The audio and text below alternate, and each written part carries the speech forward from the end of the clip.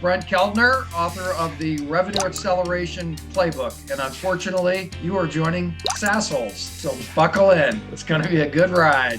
Welcome to SAASholes. We are revenue ops with an edge. With decades of making interesting decisions, Jamie, Jason, Marcus, and Pete are dedicated to helping aspiring sales leaders accelerate revenues with our no BS approach to sales leadership strategies and tactics. Our show is supported by viewers and listeners just like you on patreon.com/SAASholes. Brent Keltner's Winalytics Revenue Acceleration Playbook Masterclass. In only 8 weeks, help your sales and go-to-market teams start to build the mindset and skills needed to succeed in the new buyer environment. Weeks 1 to 3, read the book and learn a new approach through 20 successful company stories. Week 4, all go-to-market team kickoff and receive self-reflection questions and mindset self-assessment. Weeks 5 to 7, collaborative sessions with prospecting, sales, and customer success on the shared journey to a new mindset. Week 8, all go-to-market team presentation and discussion. Winalytics, build the revenue organization you want. Request a free 60-minute growth consultation at winalytics.com. Ask for Brent and say Big Pete sent you.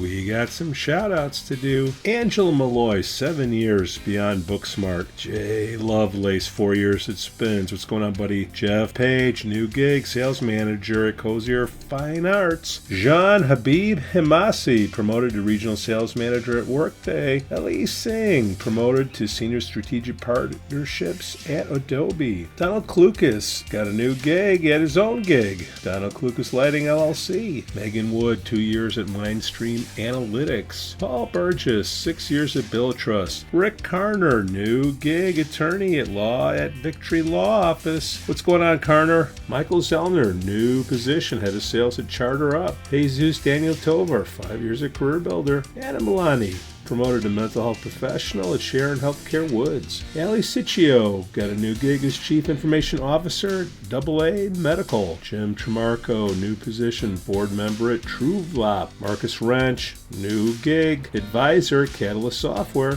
Justin Michael, new gig, executive coach at Nimchinsky Michael. Melanie Boatswain, member board of directors at AITP Atlanta. Mary Treichman, 4 years at Winnetka Historical Society. Raul Castaneda, 6 years at Electrolux. And we got some happy birthdays. Jacob Gamboa, Kelsey Johnson, and Matthew Wagner, another Happy spinner. Valentine's Day, fellas. Boy, Yeah. I mean, really, truly.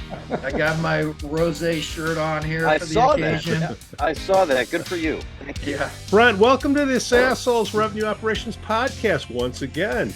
Yeah, glad to be back. Thrilled to be back. Thank you for saying that. Yeah, he's the only person who's ever said that, so thank you. Hey, Brent, talk to me about your post, your latest post on LinkedIn.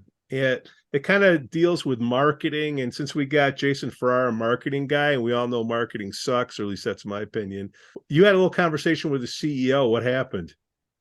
Yeah, this is about go-to-market strategy and building alignment between marketing, sales, and customer success. You know, CEOs of the C-suite often say, hey, I hire experienced people, let them figure it out. And what they don't realize, and we all know this because we live it if you've been on a go-to-market team, but sales, marketing, and customer success are very different animals. They have different goals. They have different working styles. They are not, kind of wired to get along. So if you don't work towards alignment, they will misalign.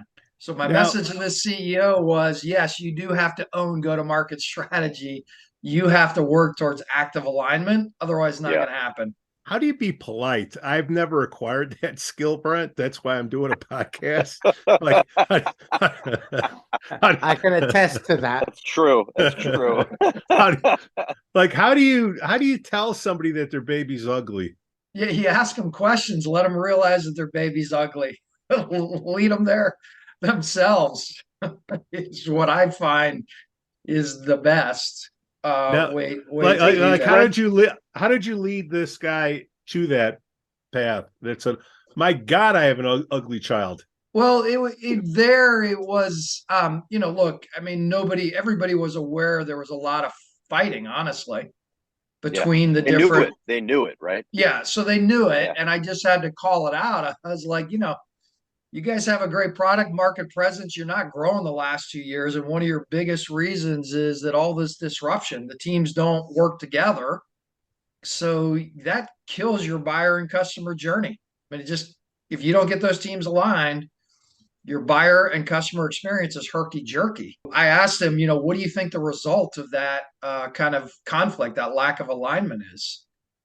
And we sort of got to, well, it's not very good for our upsell motion. It's like, no kidding. So that to me, that's the way, I try, and because we've talked about this, I try and guide people to their own conclusions, not put words in their mouth, but guide them to their own conclusions. Do most CEOs know this but don't want to deal with it? Is that what's going on? I think there's there's probably, the rule of thirds. There are some that really like this stuff, and they are active participants and active sponsors, which is the best scenario. There's a group, they just don't want, it's a lot of work. So they just want to kind of put their head in the sand. And then there's a group that, if they're educated about it, will at least start to act as an executive sponsor. In terms of the payoff, if you compare an organization that's with the normal amount of internal strife and internal conflict and competition versus an organization that operates as you describe, what's the actual difference in the experience of the people working in it? And what are the metrics that you can point to justify the business case behind making this transition? Yeah, so Gartner did a great study about, I don't know, it's 8 months or a year ago now, that basically said if you have life cycle personalization, you will grow twice as fast as companies that do not. So they did kind of an A/B comparison. You will grow much, much faster because you educate your buyers quicker, right? You convert more of them from an initial deal. You close at a higher price because you're just educating them about value, and you expand faster. Can you just expand what you mean by life cycle personalization for people who are not familiar? Yeah, so it's what we're talking about, that's your from your website to your prospecting and demand gen motions to your sales team to your CS team. They're aligned in presenting buyer value in the way they engage buyers and customers around your value prop, and they're able to do that, for different types of buyers. So it's you can speak to buyers about personally what's valuable about your product to them, and you can do it across your go-to-market team. So the payoff is huge. And I've been doing this work for 20 years as a revenue executive, and 8 years 12 years of revenue executive, 8 years as a consultant now. And you see that companies that get into this alignment, boom, they just start growing. And the two biggest blockers are mindset, right, which the CEO has to own, getting those groups aligned. But then the other one, just speaking to marketing, is marketing has to evolve to think about, marketing for so long is content is for demand gen, content is for our website. But the reality is content is what connects the buyer and customer journey. Yeah, it should be throughout the entire customer journey, but appropriate. So it's got to be timely, relevant, and valuable to the customer at that moment. 100%. And so the way sales teams or the way customer success teams are you going to use content? The way prospecting teams are going to use content, very different than the content, the hero assets that sit on your website, the webinars, the ebooks. You have to have shorter burst snippets, stories, blog posts that can be cut into LinkedIn posts. So marketing needs to think about, look, the way I can be really strategic and help the organization is I'm going to build this content strategy that personalizes value across my entire go-to-market team. So Jason, to build on that, how can marketing work with CS and sales and product to ensure that we're consistently delivering a timely, relevant message throughout the life cycle of the buyer's journey, and to ensure that there's iterative feedback coming into all of those other departments so that we're aligning around the customer? There's not an easy answer to that. The quick answer around content and alignment is content comes from all those places you just mentioned. So there is no content unless there's a relationship with CS, product, and sales in order to understand who are you talking to? What are the conversations?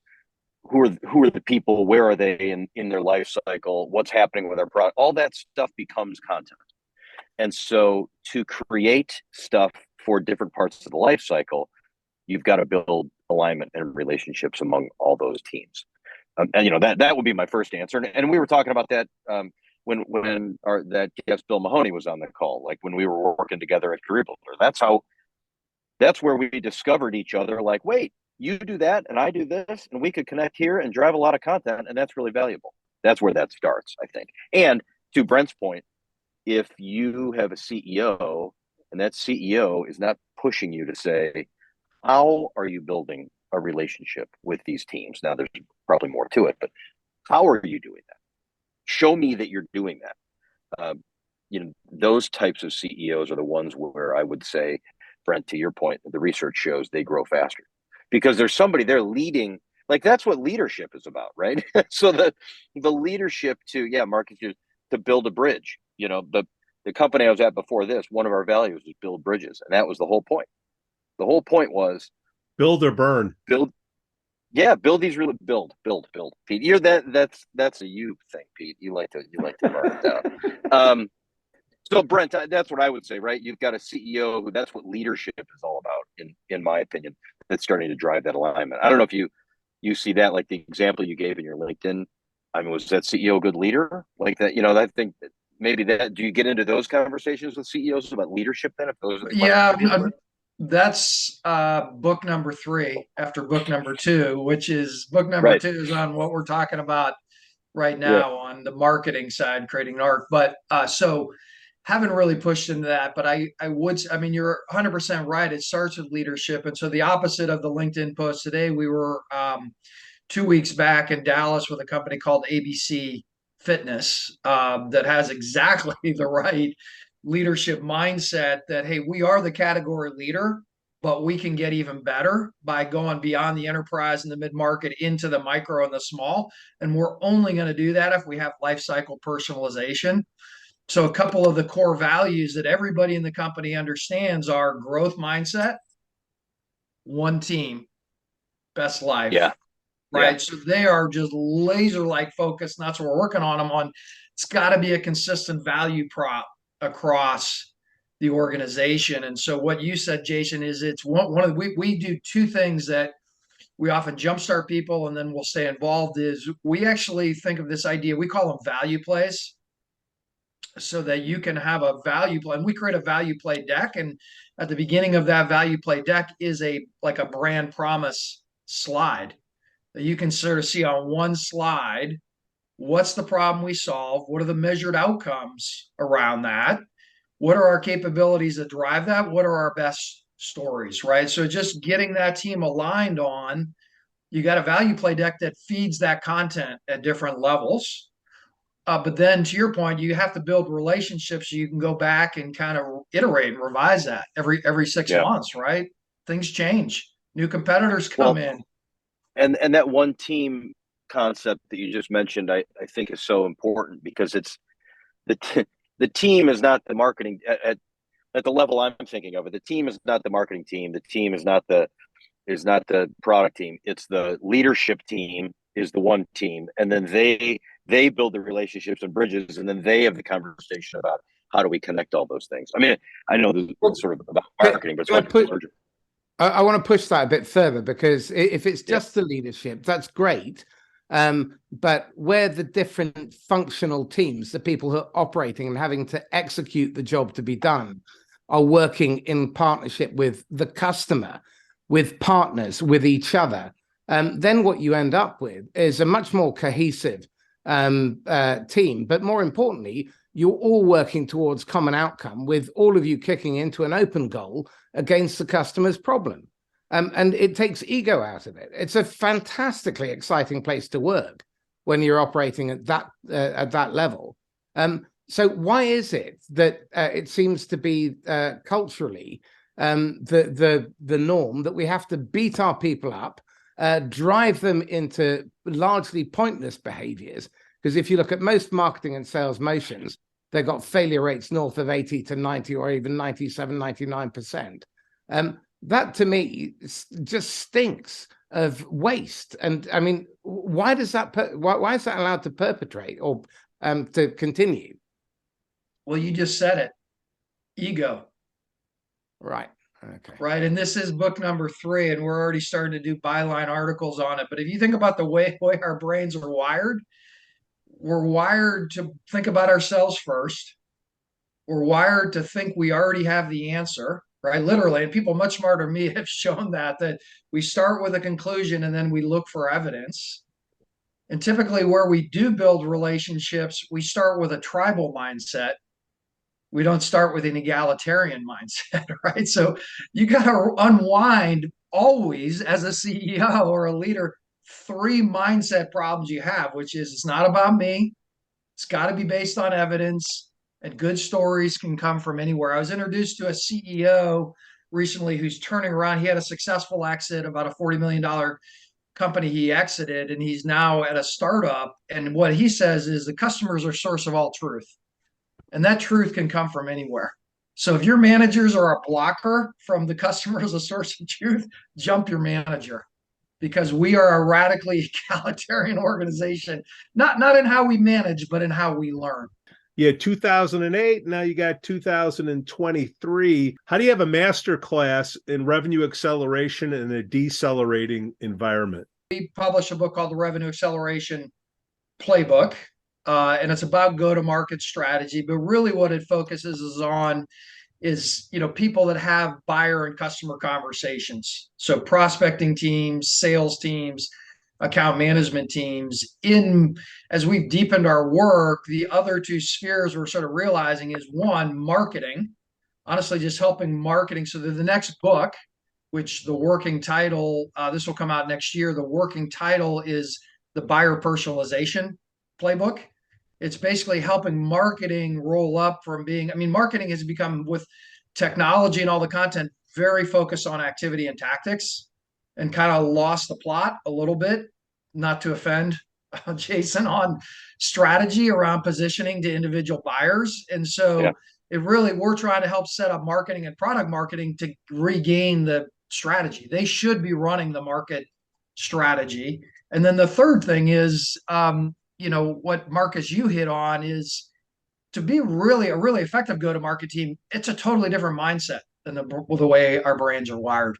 We're kind of putting the pieces together, and we're going to be the leaders in go-to-market consulting, because most people take a slice, and a slice doesn't work anymore because your buyer doesn't care about your organizational slice. Well, the key question is, because I'm trying to do something very similar, building an ecosystem of go-to-market providers, very similar mindset. My question is, how the hell do you not appear to be completely flaky and convey this in a way that rational people who don't quite have, then they're not quite there yet? What are the steps that you have to take to bring them along so that they buy in and they don't just blow it off straight away? Yeah, the first question we ask is, can your buyers see themselves on your website based on why they're thinking about working with you, based on their roles, based on the segments you serve? And the answer, by and large, there is no. Yeah. Sometimes they can't see any of that. Sometimes they can't see a lot of it. And so if that content is, think about your content as kind of the portal for everybody, not just your customers, but it's where your internal team is going to go if they need to find resources. So if you can organize your website to personalize to your different buyers by role, goal, and segment, you're a big leg up on, helping your internal team message. So that's often what we start with. And then we ask this question about, and have you built out value plays for, the different goals that you serve, or the different, buyer personas that you serve, as a way of keeping your team lined up. What do you mean by value plays? Can you define that? Yeah, for us, a value play, it's not about your product, but what value does your product bring to different buyers? Have you been able to write that down in a way that's easy to share between your teams? It's 2023. A lot of people are freaking out, Brent. They're feeling anxious. Anxious is fear of the unknown. One of the things they buy from you, I would think, is to give them the feeling of control, the control of their revenue stream. What communications do you give out there that say, "Hey, chillax"? Well, the way the way we're approaching that is get in bed a lot more with your current customers and your current portfolio, the people that already know and trust you, and how can you go deeper with them? Because that's your risk mitigation strategy in 2023 is getting a lot closer to those people. So we're doing a lot more work with like strategic CS. How can our CS team move from reactive to proactive? We're doing a lot more work on the expansion playbook that we call it, because expansion touches everybody. How do we do that? Who owns it, right? Between my sales and my account management and my CS, where does product come into that? What does my prospecting team do around existing logos? So the risk mitigation strategy here is figure out what your expansion strategy is Is that in your current surveys? accounts. Like, Jason, how do you get this data that Brent's talking about? Yeah, How do you get closer to your customers? You should always be closer. How do you get closer? Yeah, I mean, honestly, Brent, the last several sentences you said are it's like my everyday life right now. I mean, this is what we're living right now. And my first thought, so Pete, I'll answer your question, but my first thought was, I'm not sure that today's go-to-market problem is as much of marketing and sales alignment as it is marketing and CS alignment. Like I think we've spent so long on marketing and sales alignment and are just beating this drum about marketing and sales got to get along. Not that they are perfectly everywhere, but probably more so than CS, because for a long time the CS team has been off in this world with customers doing the upsells and cross sells and all that kind of stuff with no like real go to market motion from any of the go to market teams at all. So how do you do that, Pete? I mean, we've talked about this before too. Most of the companies that I go to, first thing I ask is, let's talk to some customers. And the first response I get from the people that manage those customers is, why marketing want to talk to my customers? And so you just got to begin to build this like, okay, well, what are the pieces of content you'd like to know? And then you know, all those things are in the minds of the customer. And so you have to begin talking to and unlocking that information. So Pete, you answer, because I've got a challenge to that. I have no answer. I mean, are we throwing out net promoter scores? Is that how we get closer? You know, insert acronyms here. Like, how do we, Marcus, what's the feedback that we get from these customers that we should already be in bed with? Well, the first thing is we should be talking to customers way earlier, not just because we want to try and make quota this quarter or next. We should be engaging with them months before. And if you're in SaaS and you're in enterprise SaaS, you absolutely can do that. If you're transacting at $50 a month, maybe not so, but even that you can play a longer game. I think the challenge is how do you leverage the people who already know or are known by and trusted by your customers? Because the really smart money works on getting injected into their customers in half a dozen different places at different stages across the buyer's journey by trusted partners, by advisors, by people that they know, like, and trust. That's a really smart move, and it shortens your sales cycle. So it means you streamline your sales process, you increase confidence because you're being hand delivered for the right reason and you're being properly briefed, and performance improves. But my pushback to Jason is this.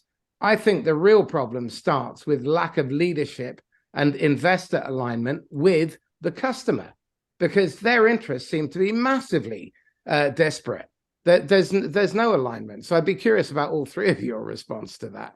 I would ask you how you define the word customer. Do you mean when you say the word customer, do you mean prospects too? It can be, but it's because I'm answering the question it's from serving the people that you're meant to serve. Okay, so I'm answering serving the question your own from self-interest first. Yeah, so a customer is somebody that pays you money. A prospect is someone who has yet to pay you money. Yes. So I'm thinking of in terms of how do I talk to the people that pay us money and learn from them? Yeah. And I think that's a pretty siloed function still in an organization. And to me, Brent, that's where, no, it shouldn't be. but that's where a lot of the work I think needs to be done. I mean, in the last 4 companies I've been with, I mean, I'm with our sales leader every moment of every day. I'm not with our CS leader every moment of every day. Like that's, I think, the next big frontier for companies. I don't know, Brent, your opinion. No, I agree with you, and I think it's not just marketing to CS; it's also continuing on sales to CS. Interesting Marcus. Just I heard an interesting.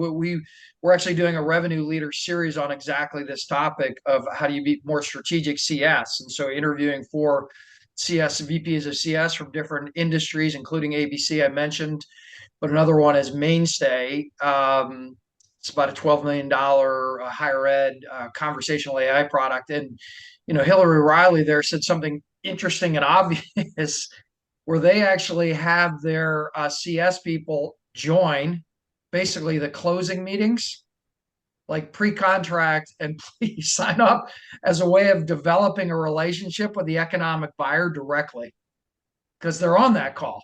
And so now when you want to get them back to your quarterly review, you've already got a relationship and you can play back their words. So your idea, Marcus, of coming in earlier, I think is right. And so, Jason, I think you're right. There's a ton of work to do on the CS side in terms of making that group more strategic and more connected to sales and marketing. Brent, the difference between 2023 and 2008, was there a chief revenue officer back in 2008? I don't think there was. I mean, that's a fast-growing category. I don't actually think that's going to be I don't think that's going to be a continuing to grow category for a very simple reason that in 2008, most companies had a sales and a marketing department. That was their revenue organizations. Now they have sales, they have marketing, they have a SDR team, right? They have probably account management of some type. They got a CS team. They got rev ups. The complexity of the revenue organization has exploded, which is the reason, right? That CROs generally are really strong salespeople that have moved into maybe learning something about positioning, but the breadth of that kind of canvas, there's no. Has it been overcomplicated, Brent? I would not say so. It's a good question. I would not say so. Well, you can't say so. You got to sell you because you're selling to them now. But no, it's like you get complex because we're talking about specialization of labor. You want people to be really good at specific things, but when the shit hits the fan, you want to point the finger at somebody. So I'm trying to figure out, you're in a revenue deceleration environment right now that we're probably coming out of. Who do you point the finger at? The CEO? Who's head of sales? Is it the chief revenue officer? Or we're not renewing, it's customer service? Like, what's the breakdown? And does it matter what the company size is? Yeah. I mean, I would just go back to this is where I think, maybe at 30 or 40 or 50 million, the CEO is no longer the revenue owner. But I think, CEOs make a big mistake. They don't want to own that because who wants the pressure? But the best CEOs, own revenue until you get to a scale where you can hire, maybe it's a CRO, maybe it's a COO. I've heard a lot of people say the biggest mistake they ever made was their first hire to scale was a CRO. Is that a true thing? I think it's a true thing. I mean, I think the CEO should own revenue for a long, long, long time because it's usually the CEO that's got the vision, right, for where we're going and understanding the market differentiation. It's usually the CEO who has the most situational fluidity in kind of breaking new customer types. I mean, I will look, I'm interested in hear other people's point of view, and have we gotten over complex? I think my experience kind of building playbooks for different go-to-market teams is you want people to have creativity, situational fluency, really, really hard skill to build. Yeah. People will pattern recognize well across 3 or 4 patterns. You give them a dozen, boom, it's hard. How often then, to answer your question there, Brent, how often then is the founder who should be out selling either fixated on becoming a really getting back to being a technician because that's what they really like doing, and so sales is something that they have to do, or they look for a CRO as a get out of sales free card, and what they really want is a senior salesperson with a decent black book, and instead they hire someone with a CRO function, and then there's a massive disconnect because of the lack of alignment in terms of expectations, and no one's clear about it, because in the interview process, no one actually talks about the elephant in the room. Yeah, so I mean, if you're like, let's say we're talking about a couple, what we call early growth companies. You got a couple of million in revenue. You're still trying to build that repeatable model to go into a growth phase. And how are you going to solve the revenue problem there? It might be the CEO is better on the product side, but I'd then get somebody on the, revenue side who actually has an interest in my company. I've read articles on this that say your best hire there is a ex-CEO who, maybe started a company and didn't work out, but they have a good sense of probably problem market fit and go for that. But that's not at that stage, you're not just going to make sales repeatable by hiring some talent industry executives with relationships, because they'll burn through their first dozen good relationships and then they can't solve the next problem to get to your ideal buyer.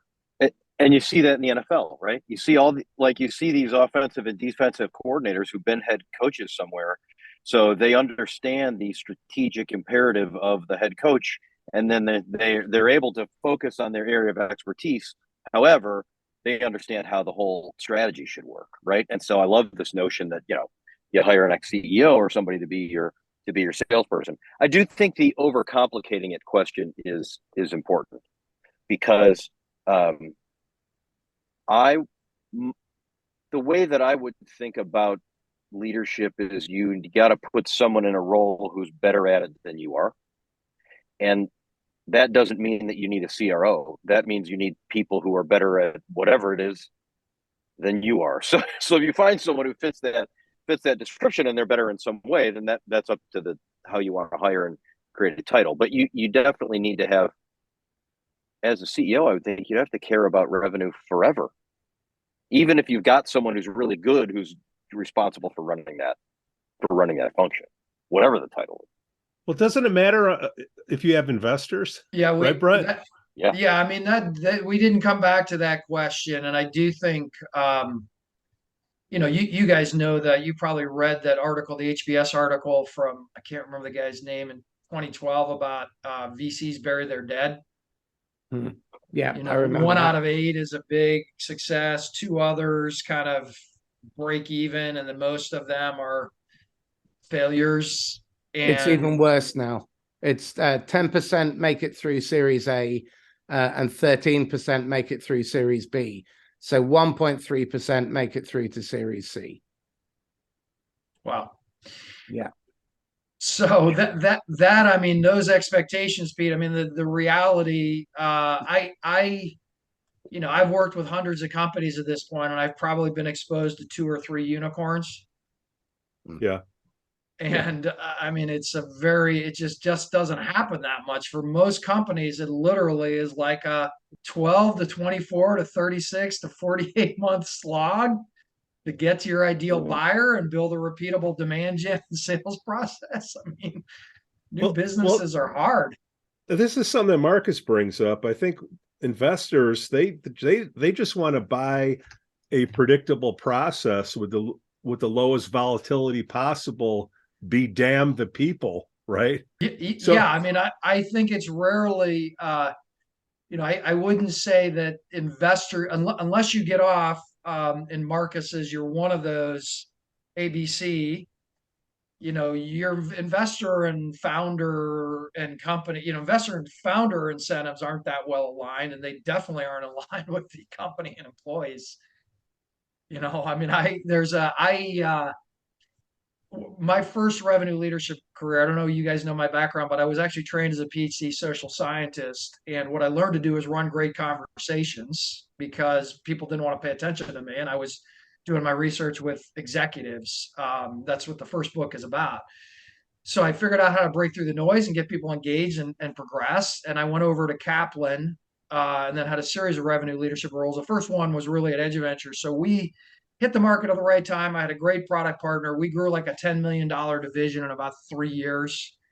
I wouldn't have retired on what the equity stake was worth, but I, would have bought a place in south of France and sent my kids to college, all paid for. But we didn't take the acquisition opportunity when it came, right? Misalignment of incentives. Ended up raising a bunch of capital we didn't need. We had kind of hit the wall on our market. 3 years later, I get this letter at the sale on asset sale. I get this letter from the law firm with 77 cents taped on the page. That's your share. We have a poll that just concluded. We're halfway through the first quarter, and the poll asks, "Hey, have you received your quota yet for 2023?" and over 60% have said no. Does that surprise you? No, it doesn't surprise me. I mean, I think, look, people are just getting beyond their SKOs. They've been a lot sales kickoffs, right? It's been a lot harder to organize this year. Just COVID backlog, people getting comfortable coming back together and all that stuff. So I often see sales teams, they actually don't have their plan locked down until the end of Q1. And that can be frustrating for sales producers. But on the other hand, they know they got kind of they probably have an idea of what their number is in Q1 based on last year. And that's typically what they're working against. But you always know you have a kickoff, unfortunately. That's a whole nother ball game. That's why Carney's not here. Exactly.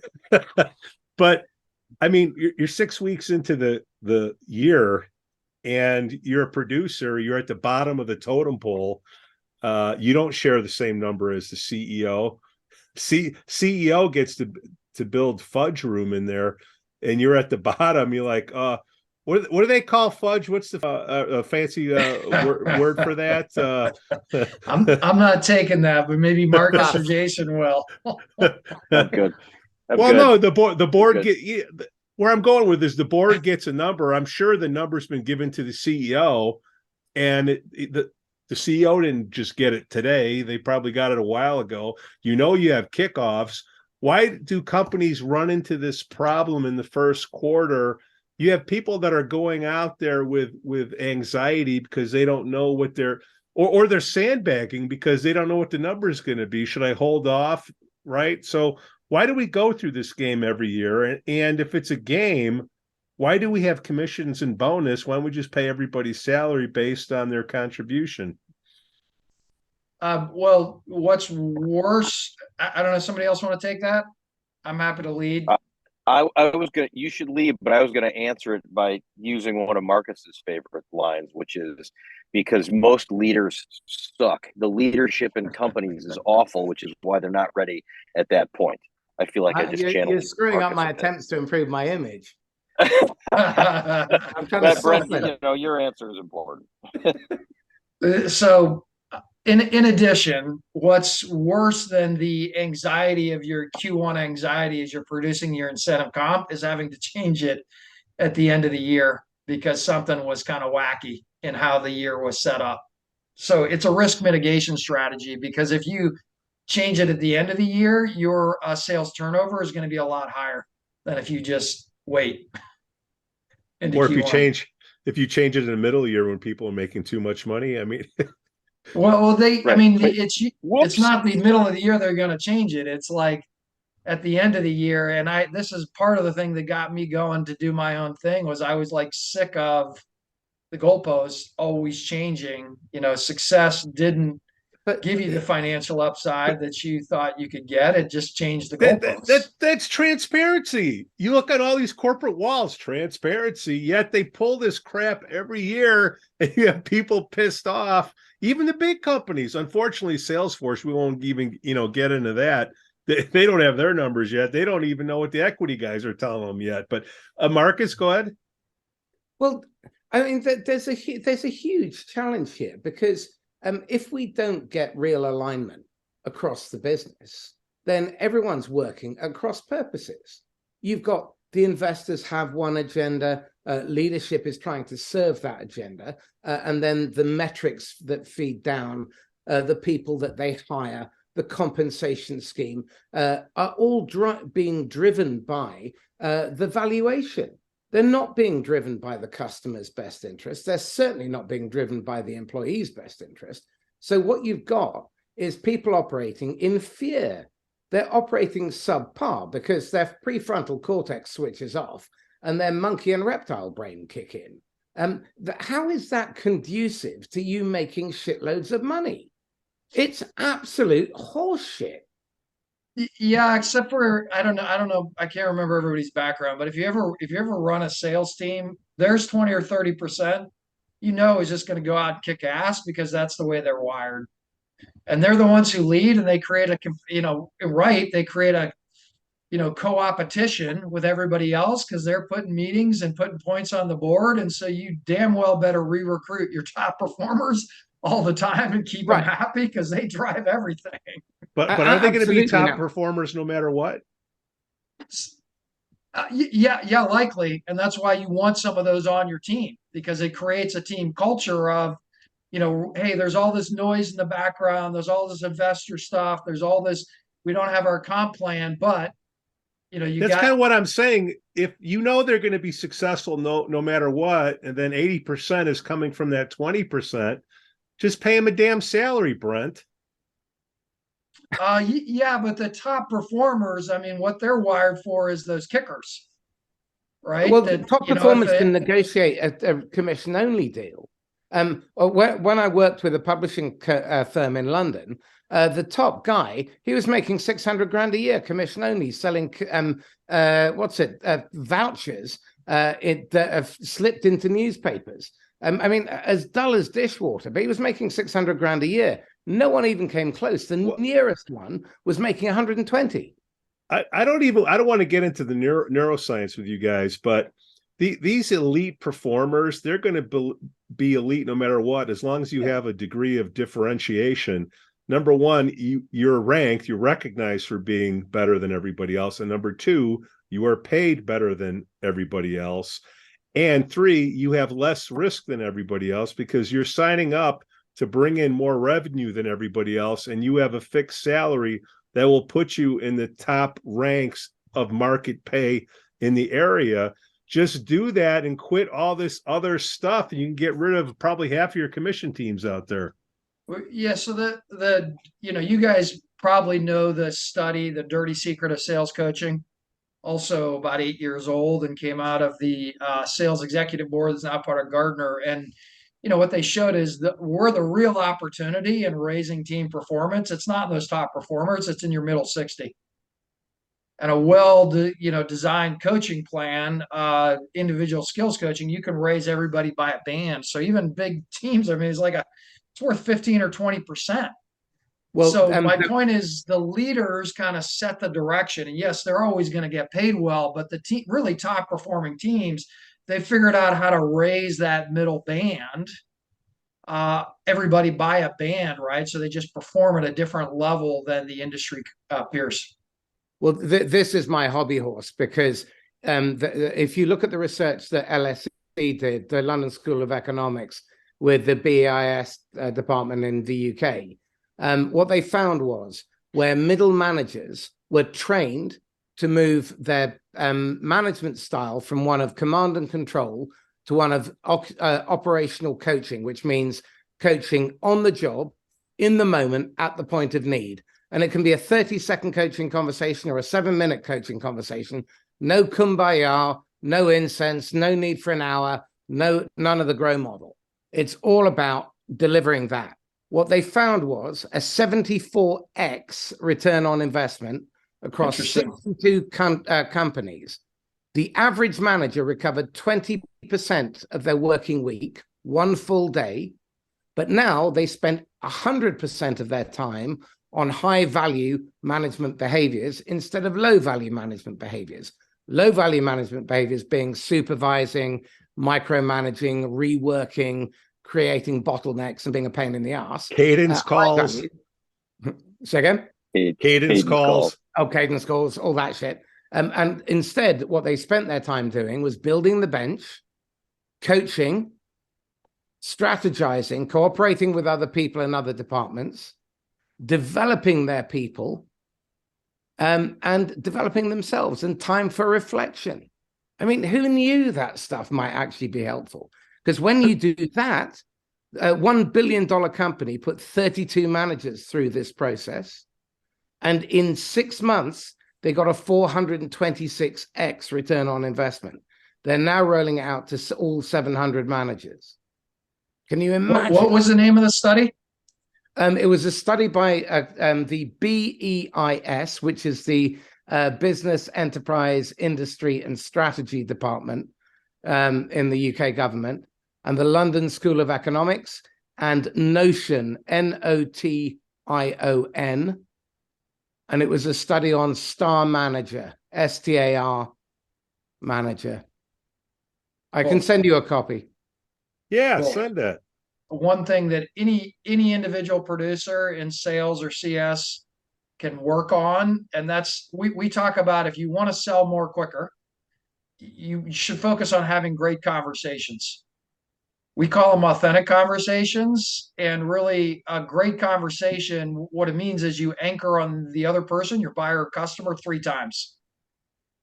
You always anchor on the customer 3 times. Well, you always come back to what they care about 3 times. So we say start every conversation with value discovery, and that's ongoing. Like, why are they talking to you? What's their why, right? So get to something we call a success statement, which is how can you make them more successful as a buyer or a customer? So always start with what's your customer or buyer's why? Second is we talk about personalization, buyer customer personalization. Only talk about the parts of your product that are relevant to them, and don't share anything else. And then the third thing we say is buyer actions or customer actions. If they won't commit to doing anything after you've understood what they cared about, showed them how you could help, it's not a good use of your time. So any person in an individual producer role, you can get better at just, can I recap my buyer or customer's why? I heard you say, Mr. or Mrs. Buyer, that what would make you more successful is X or Y. That's the first part. Second part is, based on what you shared, I want to share this part of our product. I want to share this story with you. So I'm going to personalize every single conversation to you. And then at the end, I'm going to say, do you see enough value to continue the conversation? And what would you need to do on your side to continue? So come back to your buyer 3 times in every conversation and make sure that you understand why, how to personalize that why, and what they will do about it. In the inspection part of the job, right? Are you doing your job as a seller or a CS person? If you have that framework, then that person has to ask those questions, because that's what's going to come out in the inspection is, tell me what their why is. And so many times I talk to people and it's like,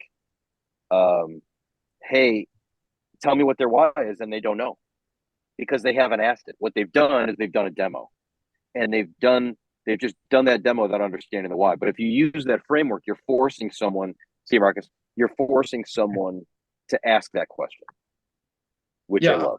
Exactly. And that's probably why it works, because it's like, wait, I'm going to ask it, and then I got to repeat it. So if I get it wrong, you're going to correct me.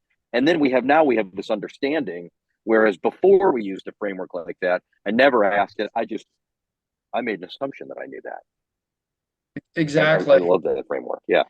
And so rolling forward one step further, your inspection, in the book, we talk about how to run these conversations. But then for us, like, you should be able to inspect a follow-up email starts with a success statement, personalization of the product, ends with next committed actions.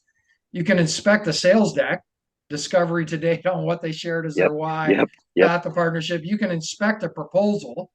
Do I always start with their why? I'm linking their why to our product, and I'm asking them to take action. So if you think about it in that way, inspection becomes a lot more. The inspection is about the buyer journey. Yeah, It's not and the it's that seller coaching, journey. right? And it's that coaching that Marcus was just talking about, right? Yep. So it's probably less inspection, and I think that connotes command and control, but it's more about like, tell me about this interaction. Do you know this? Great. If you don't know this, here's a coaching moment, right? You should be asking this question this way and then reinforcing it like this. Like, so it's a nice way to put all those concepts together we're just talking about. Brent Keltner, author of the Revenue Acceleration Playbook. You had me at hello. How do I get this book? Amazon.com. Search Revenue Acceleration Playbook. It should be the first link that comes up. What is Winalytics? Winalytics is a go-to-market and revenue acceleration consultancy. And we do a lot of work with sales teams, but we also do a lot of work with marketing and customer success, because it's got to be a connected customer and buyer journey. In a very noisy buyer environment, you got to capture them and keep them quickly. Brent Keltner, thank you for coming on the SAASholes podcast again, and thank you for your support, my friend. Yeah, love it. Love it. Love the work you guys do. Great stuff, Brent. Great stuff. Our show is supported by viewers and listeners just like you on patreon.com/SAASholes. Brent Keltner's Winalytics Revenue Acceleration Playbook Masterclass. In only 8 weeks, help your sales and go-to-market teams start to build the mindset and skills needed to succeed in a new buyer environment. Weeks 1 to 3, read the book and learn a new approach through 20 successful company stories. Week 4, all go-to-market team kick off and receive self-reflection questions and mindset self-assessment. Weeks 5 to 7, collaborative sessions with prospecting, sales, and customer success on the shared journey to a new mindset. Week 8, all go-to-market team presentation and discussion. Winalytics, build the revenue organization you want. Request a free 60-minute growth consultation at winalytics.com. Ask for Brent and say Big Pete sent you.